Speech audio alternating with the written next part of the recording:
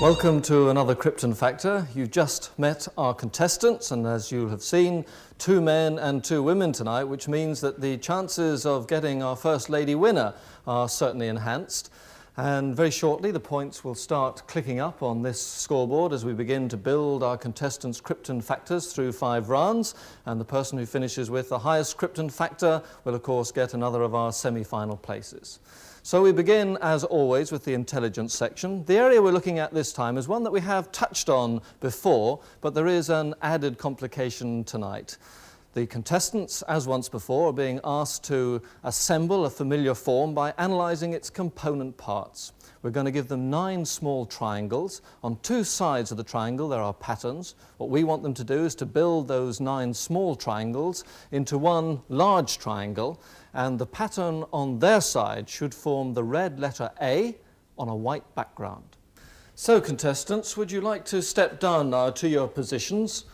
The psychologist who devised this test has set a target time of 2 minutes, and whoever finishes it correctly in the fastest time will get the maximum 10 points.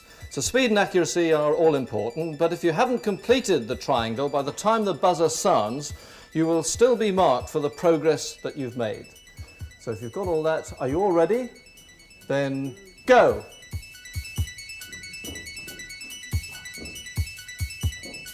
Now, you may remember some weeks ago the contestants built 9 wooden blocks up into one big square with the pattern revealing the letter K. This is very similar, though perhaps more difficult, because with a square you could choose to build in different ways. Here, because of the awkward shape of those triangles, you really can do it just one way, and that's to complete the bottom row and build up from there. And remember, they're building on their side a red A on a white background, but on our side we will see a green A on a white background. Our 2 ladies, Christine Bloxage and Liz Huddleston.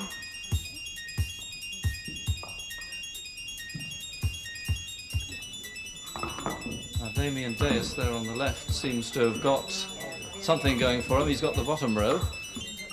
Now that looks more interesting. There's somebody well on the way now. That is Bill Ryan, and Bill Ryan makes it. He's home first. Once you get that bottom row, you're well on the way, and that's what Bill Ryan discovered. He finishes first, so he'll get the 10 points. The battle is now on for 2nd place.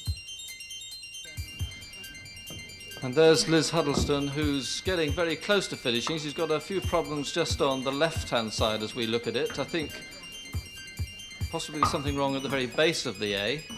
It's very close to an A, but it's not quite right, actually. But I think she's seen the light.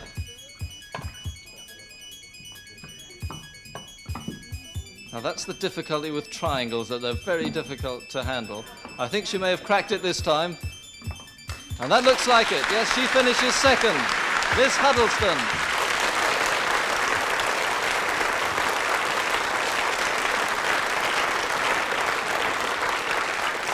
Well, that was the buzzer, and as our contestants now relax, we'll award the points. And clearly, Bill Ryan finished that the fastest, and so he gets 10 points. Second to finish was Liz Huddleston, so it's 6 points to you. And then with that unorthodox finish was Damian, so he gets 4 points. And Christine Bloxage, so close to finishing, but just not quite making it, 2 points to you. And those points now go into our scoreboard, and at the end of 1 round, still a long way to go, our leader at this early stage is Bill Ryan with the maximum 10 points. So on now to the section that every armchair participant reckons he'd romp, but every contestant knows is sheer agony.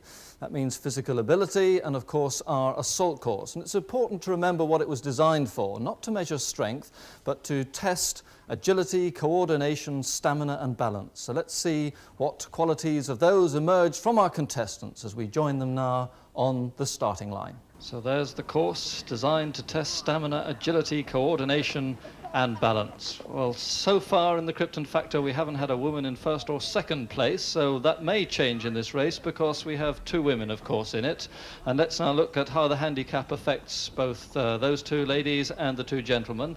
In lane 1 is Liz Huddleston, age 45, and she has a 74-yard advantage, so she is ahead of the first obstacle. In lane 2, age 34, is Christine Bloxage, who has 56 yards, starts just in front of the first obstacle. In lane 3, 33-year-old William Ryan, who has 6 yards over the man in lane 4, who's Damian, aged 30. So that's the lineup. We're now ready for the start, and the starter, as always, Captain Don Glynn from the Army. Competitors, take your marks. And obviously we'll have the two ladies clear at the beginning, because one was already ahead and one was just on the start of the first obstacle. And it's Liz Huddleston still clear, slowly being caught by Christine Bloxage, but the man making the most progress is the man in the blue tracksuit, William Ryan, who goes very gymnastically over the gate vault and is now virtually in the lead. In fact, he is in the lead now in the crawl and on to the duckboard and on to indeed the fastest part of the course, and he stretches out his lead. And don't forget the record set 2 weeks ago is 1 minute and 5 seconds, set by Harry Evans of Guildford. So can this man, William Ryan from Ealing, beat that record? In second place, and he's made a mistake on that, and he's been sent back by the adjudicator, and he's in all sorts of trouble now and has been overtaken by Damian. You must do each obstacle correctly or you're sent back, and that's what happened to William Ryan then, but it's given Damian the lead, and he's got 3 obstacles to go, and he's up onto the logs. He falls off that, so he's got to go back and do that again, which gives William Ryan the chance to get back in the lead, and he gets over that successfully, so he's back in the lead now and in through the maze. Doubles back in himself, then goes forward, and he'll have just 1 left. If he's got the strength to go up and get over that rope swing, then he'll win it. Here he goes. He gets across William Ryan over the rope jump, and he comes through to the finish, and his time at 1 minute 25, of course affected by the time he went wrong 4 obstacles from the end. But in second place is Damian. Now that leaves the 2 ladies in third and fourth place, and it's going to be Christine Bloxage who comes on to the swing on the rope. Can she get across? She does that very nicely, and she comes home, Christine Bloxage in the maroon, in third place, which leaves Liz Huddleston in fourth place. So the points there: Bill Ryan first to finish, 10 points, Damian second, 6 points, Christine Bloxage third gets 4 points, and Liz Huddleston fourth gets 2 points. So those points now go into our master scoreboard, and we can see at the end of the second round that our clear leader at this stage is Bill Ryan, who has 20 points.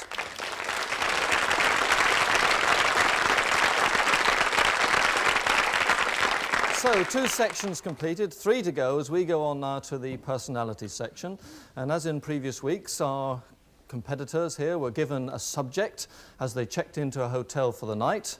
They had to write a short, witty script on that subject, and then the next morning they were given just 1 chance to sell it to the camera. And the subject we gave them this time was to write a psychiatrist's report on any well-known cartoon or puppet character. So, first to go is Damian, who chose to write a report on Tweety Pie. My client Tweety Pie suffers from a rare disease. It's called Congenitus maladjustus, and he never feels pleased. He feels prowling cats in the world which is always sly, but his greatest fear is Catus sylvestris giganticae. He sits and preens his feathers in an anxious mood, wishing his dreams were clement and not so incessantly frued. His good friend Sylvester would love to cuddle the bird, but alas the cage is locked, and Sylvester is never heard. By accepting Tweety's case, I'm sure I've sadly erred. A psychiatrist's report on Tweety Pie. Now it's Bill Ryan with his report on Bugs Bunny. What's up, Doc? There's a very appropriate question from this character. This rabbit is suffering from carrot fixation and a persecution complex. He's a nutty nibbler, a funny bunny, a rabid rabbit, a long-eared loony. It stems from his deprived childhood. He was a mixed-up myxomatosis kid. He's also got a very nervous disposition, being constantly pursued by the coyote, Elmer, and sundry predators, all with immediate consumption of rabbit stew in mind, but none of which ever actually catch up with him, which is just as well. After all, who wants to eat a rabbit who's harebrained? Bill Ryan on Bugs Bunny. Now the first of our 2 ladies, Christine Bloxage, on the magic roundabout character. This curiously helical chap exhibits strange antisocial tendencies when approached. Obeying primitive instincts we scarcely understand, he springs away, uttering the untranslatable sound, boing. I suggest that a contributory factor to his maladjustment is the company he keeps. a small hairy dog of dubious pedigree, a snail wearing a hat, a cow called Ermintrude. His dizzy environment only serves to make him more confused. Obviously, he's the result of crossbreeding between wooden tops and a mattress. I am baffled to think what treatment is needed to sort him out. Poor Zebedee. Zebedee of the Magic Roundabout. Finally, it's Liz Huddleston with her report on Robin Hood. I visited Robin in the hippie commune he runs in Sherwood Forest with others who have similarly opted out of the rat race. Is he a dropout, a natural kibbutznik or desert islander, or the active exponent of a counterculture, masterminding a do-it-yourself social services system, his Saxon heritage and upbringing convincing him that the wrong people are in control? His ideas attract widespread peasant support.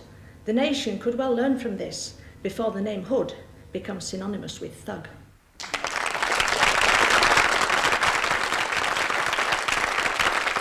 Now you've seen all four of our psychiatrist reports, time for judging, and this is where the public as always play their part. Those recordings you've just seen were taken out to towns throughout Great Britain by the Scantel Market Research Organisation, and a cross-section of the public were asked to look at them, as you've just done, and judge them for their wit, originality and presentation. So here now are the results of our personality section as decided by the public. 38% thought Liz Huddleston was best, 10 points for Robin Hood. 26% chose Damian Deus, 6 points for Tweety Pie. 22% went for Christine Bloxage, 4 points for Zebedee. 14% chose Bill Ryan, 2 points for Bugs Bunny. So let's now put those scores into our master scoreboard. And now we can see that closing situation, Liz Huddleston has 18 points, closed the gap, but Bill Ryan is still the leader with 22 points.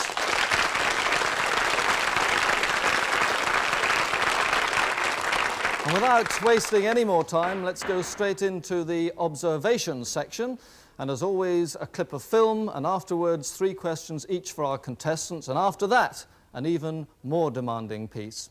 So, contestants, would you now like to turn, look at your screens, and this week's film clip is coming up, so watch very carefully because it's coming up now.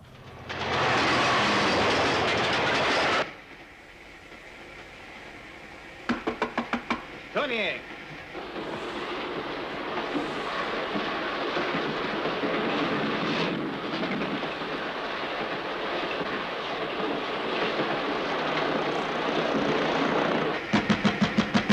All right, Tony, that's long enough.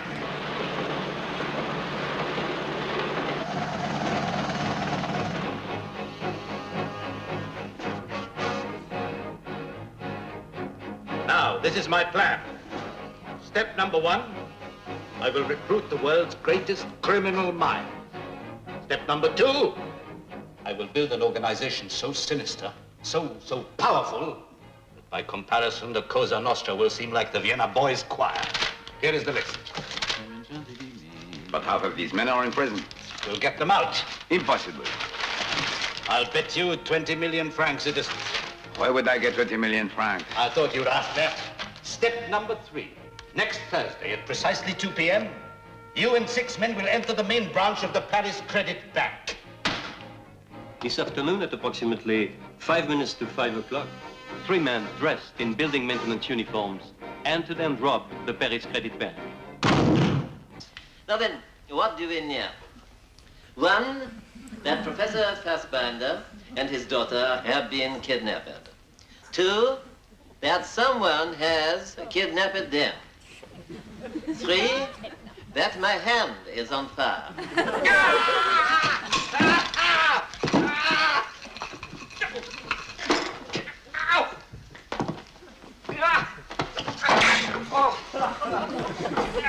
Now, gentlemen, what's going on? Good afternoon, sir. Inspector Clouseau has been interrogating the staff. Inspector Clouseau, Superintendent Quillen. Oh, Inspector. Superintendent.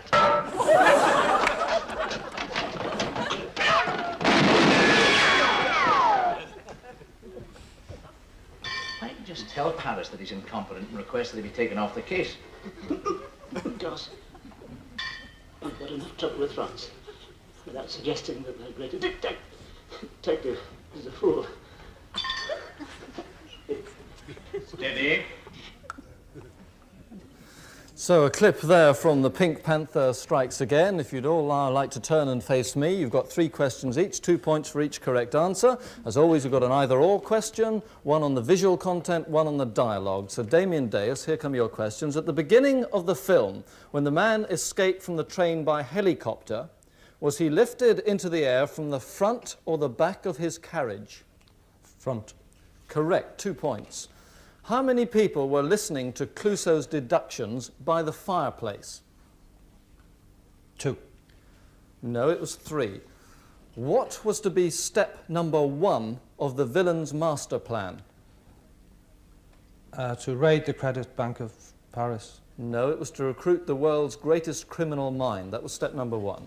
So on to Bill Ryan. According to the news bulletin, how many men robbed the bank? 3 or 4?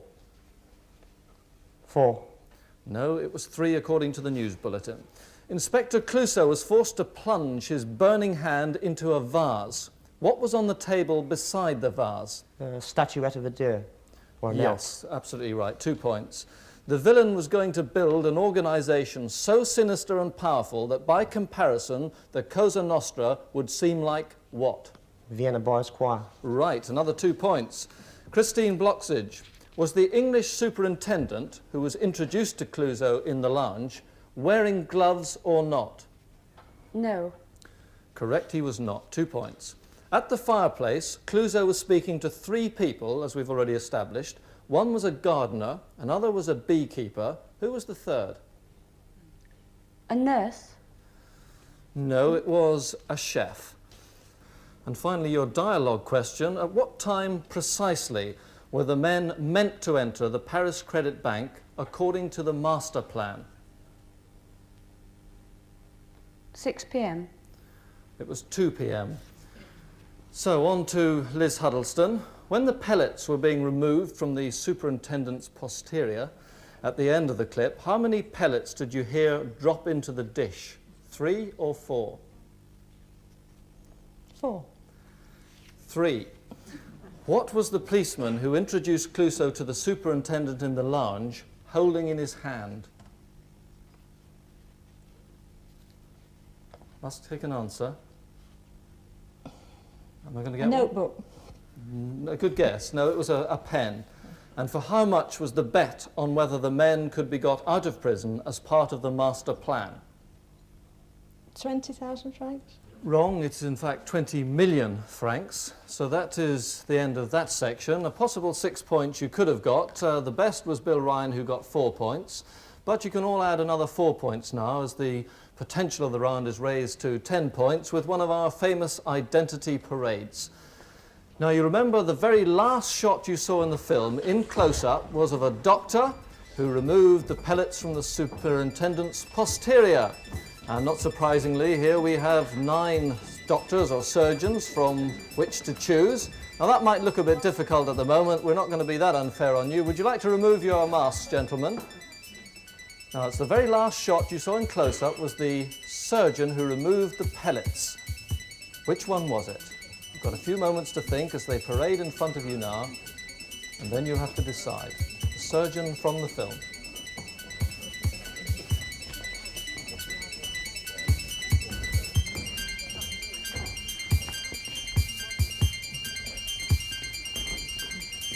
So as they line up for the last time, have a last look. You've got your indicator panels on your laps. In a moment, I'll ask you to press the number that you think corresponds with the number of the surgeon here that you feel was in that film. So your last look, when I give the word, press the number. Are you ready? Will you press the number now? Right, you've all made your choice. Let's see who you've taken. Damian Deus has gone for surgeon number 9. Would he step forward, please? Bill Ryan has gone for number 3. Would he step forward, please? Christine Bloxage has taken number 4. Would he come forward, please? And Liz Huddleston selected number 8. Would he come forward, please? So there are the 4 choices. Which of them is right, if any? Could I now ask the surgeon in that film to make himself known to us? Right, it's surgeon number 3, Guy Standeven.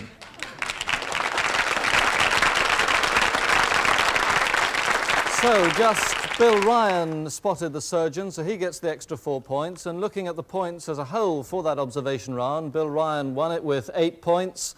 Then Damian Deus with 2 points and Christine Bloxage with 2 points. Liz Huddleston failed to score. Those points we put into our master scoreboard for the situation with just 1 round to go. And we've got 2 people in second place, Liz Huddleston and Damian Deus on 18 points. But the clear leader at this stage, Bill Ryan, 30 points. So into the last round, general knowledge, rapid-fire questions all the way to the end. Plenty of points available. They could still catch Bill Ryan on this one. 1 point for the right answer. You lose a point if you give the wrong answer. You can interrupt if you like. Those totals will now be fed into the scoreboards behind our contestants as we go into the last round. Question 1 coming up. Is a kestrel a member of the hawk family or the falcon? Interrupted by Liz Huddleston. The hawk family. No, you're going to lose a point. It's the Falcon family. Which explorer born in 1868 had Falcon as a middle name? Liz Huddleston. Captain Scott. Robert Falcon Correct. Scott. You get your point back. Which Scot published a book called Self-Help in 1859? Damian Deus. Carnegie, Alexander. Carnegie. Samuel Smiles we were looking for. You lose a point. Which Samuel wrote about Gogo and Dee Dee? The answer, Samuel Beckett. Who called another Beckett this turbulent... interrupted by Damian Deus. Henry II. Correct, 1 point. Whereabouts in London will you find the Henry VII Chapel? Damian Deus. Westminster Abbey. Correct. Which composer became an abbé after 18... interrupted by Liz Huddleston. Franz Liszt. Franz Liszt, correct. Who sang I've Got a Little List, I've Got a Little List, interrupted by Liz Huddleston? The Lord High Executioner in Mikado. Correct. Who was executed at Charleston, Virginia in 1859 for treason and leading slaves? Damian Deus. John Brown. 1 point. Thomas Brown wrote in a doggerel verse that he did not love a certain doctor. Who? Christine Bloxage. Dr. Fell. Right. Which doctor fell into a puddle right up? Foster. Damian Deus. Dr. Foster. Correct. What were the forenames of E.M. Forster?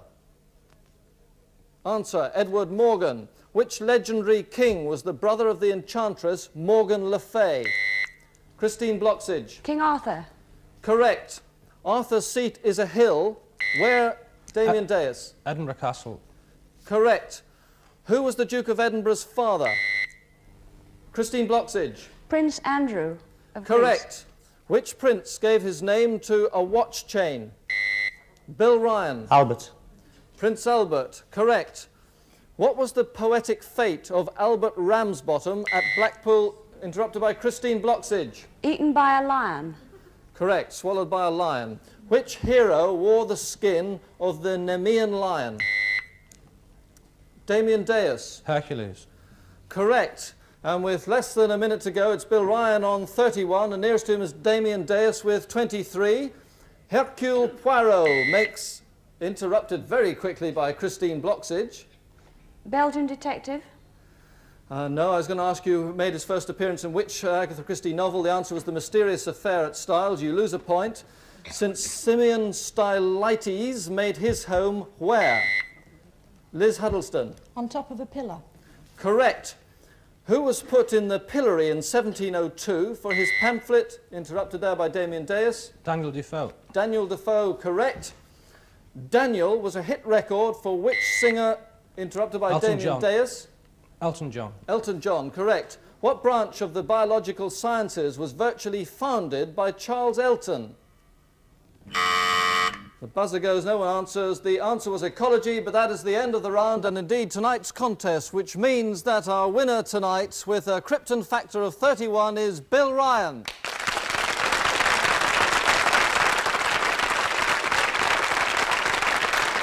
So it's our congratulations to Bill Ryan, but Damian Deus came up very strongly in that last round to finish in second place with 25. But it's Bill Ryan who goes through to our semi-final. We're back next week, 7 o'clock, with another Krypton Factor. Good night.